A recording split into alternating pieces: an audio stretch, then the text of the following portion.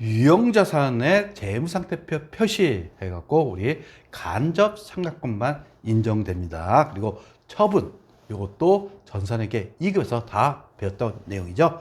그리고 간접상각법의 기본 개념을 여러분들이 아셔야 돼요. 차변에 감가상각비, 대변에 감가상각 누계 있었죠. 따라서 부분 재무상태표에 어떻게 나타납니까? 감가상각 누계액 자산의 차관 한복 나타나요. 따라서 취득가액이 100만 원일 경우 장부가액은 얼마가 된다고요? 30만 원 차감한 기계장치의 장부가액이 70만 원이 되는 거죠. 결국 간접상각법은 취득가액, 감가상각 누계, 장부가액을 모두 파악할 수 있는 장점이 있습니다. 그리고 기중에 취득 시 뭐를 생각한다는 거 다 배웠던 내용입니다. 유형자산의 처분하시면 부분 재무상태표에 있는 기계장치하고 감가상각 누계액을 다 날리시면 되는 겁니다. 즉 기계장치 장부가액은 70만 원이 되는 거죠. 그러면 처분손익, 만약 처분가액이 80만 원이라고 가정하면 80만 원이니까 장부가액보다 크죠. 따라서 10만 원의 이익이 발생해요. 따라서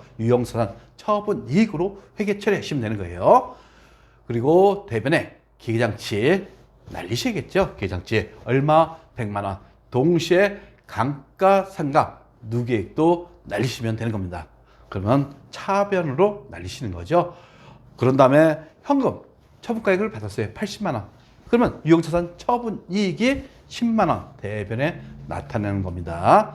결국 처분손익은 처분가액에서 장부가액을 차감하는 거죠. 결국 처분가액이 크면 처분이익, 처분가액보다 장부가액이 크면 처분손실이 되는 겁니다. 여기에 장부가액은 취득가액에서 감가상각 누계액을 차감한다는 것을 여러분들이 다 알고 계신 내용입니다.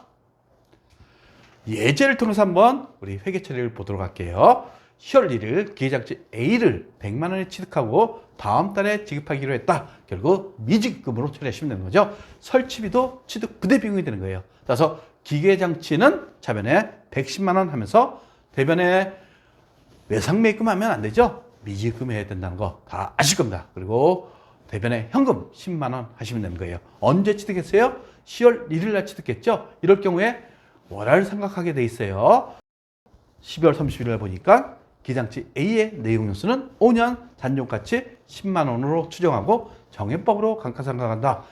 감가상각비는 110만 원이죠. 취득가액에서 잔존가치를 차감하고 나누기 5년 하면 1년치 감가상각비가 되는 겁니다.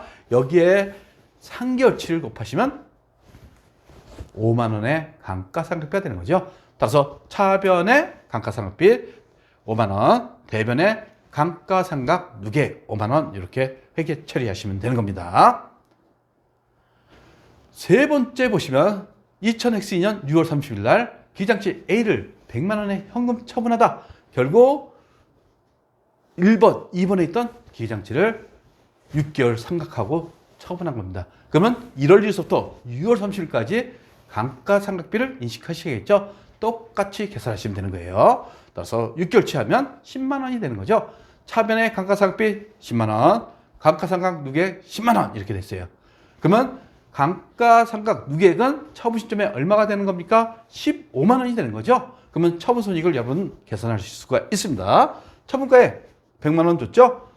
장부가액은 취득가액에서 10만 원하고 단기 10만 원하고 정기에 5만 원 감가상각했죠?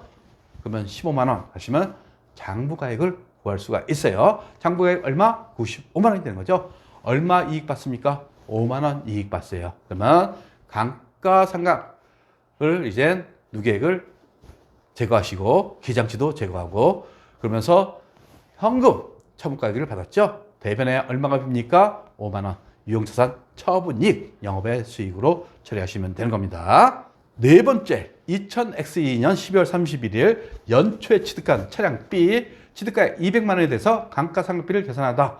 잔존가치 내용연수는 의미가 없어요. 정률법일 경우에는 상각률만 아시면 되는 거죠. 따라서 첫째 년도 감가상각비는 200만 원의 기초감가상각 누계액은 제로가 되는 거죠. 여기에 40% 상각률을 곱하시면 80만 원이 감가상각비가 되는 겁니다.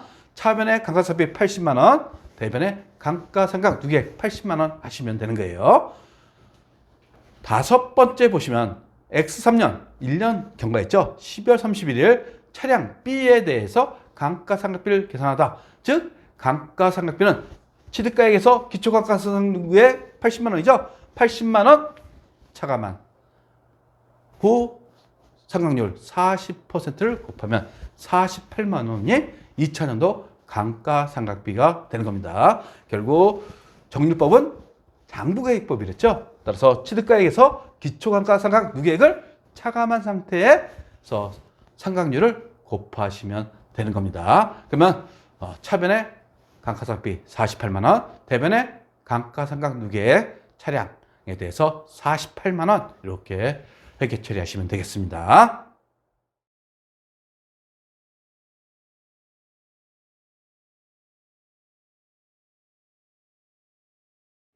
구독과 좋아요는 우리에게 큰 힘이 됩니다.